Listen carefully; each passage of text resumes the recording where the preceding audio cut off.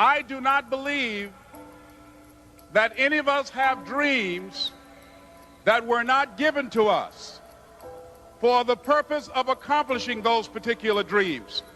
And I want to share something with you that has changed my life.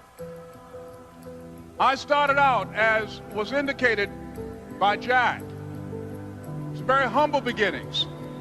I don't know what that dream is that you have. I don't care how far-fetched it might appear to be.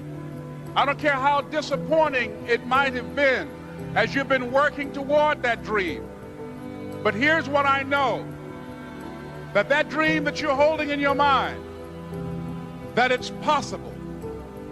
Let's say that together, please. Say, it's possible.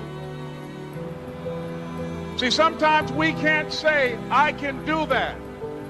But what we can say, that it's possible that I can have my dream as we run toward it, as we work on it day in and day out.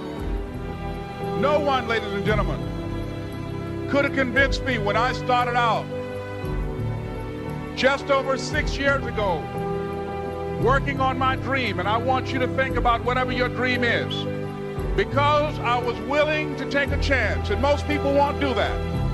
Most of the people that you talk to try and bring them into the business, these are not risk takers. Most people have done all that they're ever going to do. They raise a family, they earn a living, and then they die.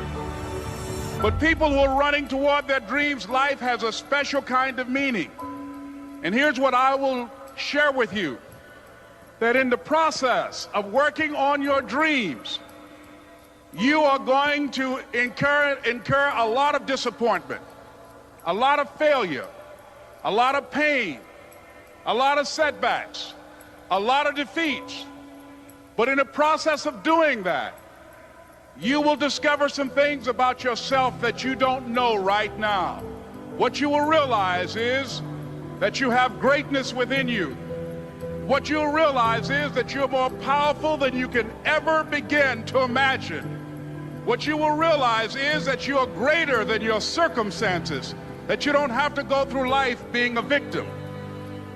As Jack indicated, I was born in Miami, Florida, in an area called Liberty City, in an abandoned building on a hard linoleum floor with my twin brother. We were 6 weeks of age. We were adopted. When I was in 5th grade, I was identified as EMR, labeled educable, mentally retarded, put back from the 5th grade into the 4th grade, and stayed in that category until I got out of high school. I don't have any college training, but I met a high school teacher who one day changed my life. I was waiting on another student, and when he came in, he said to me, "Young man, go to the board and write what I'm about to tell you." And I said, I can't do that, sir. He said, "Why not?" I said, "I'm not one of your students." He said, "It doesn't matter. Follow my directions now." I said, "I can't do that, sir." He said, "Why not?" I said, "Because I'm educable, mentally retarded." And he came from behind his desk and he looked at me. He said, "Don't ever say that again. Someone's opinion of you does not have to become your reality."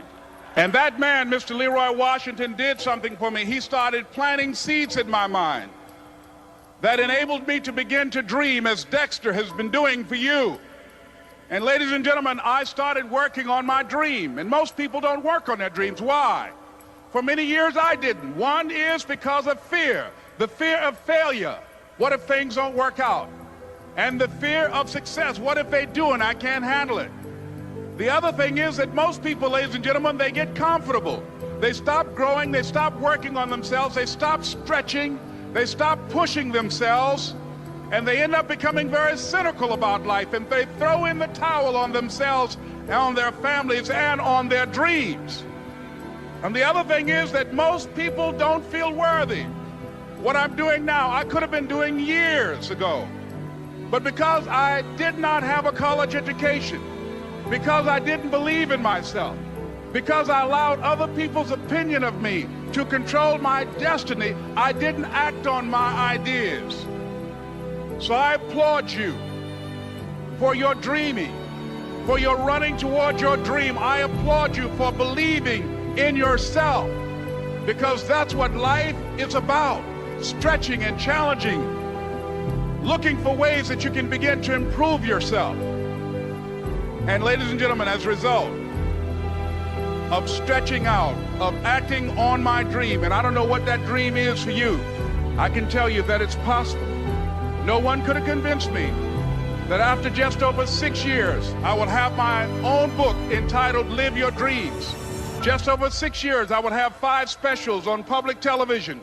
Just over 6 years, I've done motivational speaking for AT&T, Procter & Gamble, McDonald's Corporation, Xerox, IBM, just over 6 years.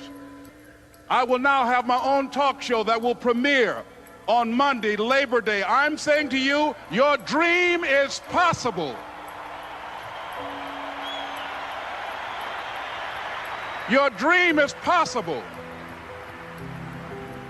But not only is it important that you believe and begin to know that it's possible for you to live your dream as you run toward it, but I've done something that I want to share with you called Choosing Your Future. In fact, I've developed a set of tapes talking about how to begin to create your own reality by choosing your future. And not only is it important for you to know it's possible for you to choose your future, but it's necessary that you work on yourself, that you develop yourself. It's necessary that you get the energy drainers out of your life, people who don't want anything, people who are not striving, people who are not challenging themselves, people who aren't growing, people who have stopped dreaming. It's necessary that you align yourself with people and attract people into your business who are hungry, people who are unstoppable and unreasonable, people who are refusing to leave life just as it is and who want more. My mother used to say, birds of a feather flock together. If you run around with losers, you will end up a loser. It's necessary that you get the losers out of your life if you want to live your dream.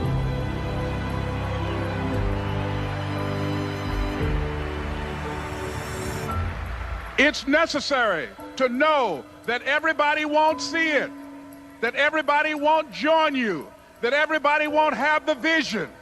It's necessary to know that a lot of people like to complain, but they don't want to do anything about their situation, that you are an uncommon breed. You know, you have to know within yourself that I can do this. Even if no one else sees it for me, I must see it for myself. That's necessary. It's also, ladies and gentlemen, necessary that you be creative when you're working on your ideas, that you understand the importance of changing up, of readjusting your strategies. Many times we can have a great idea, but if you're not advancing it in the right way and things don't happen, you become discouraged and think the idea doesn't work. No, that's not true. It's necessary that we become creative. I remember when I was in New York walking down the street, and a guy approached me and said, "Hey, mister, can I shine your shoes?" And I said, "No, I'm in a hurry. I don't have time." I kept walking. Someone else said, "Hey, man, your shoes look clutty.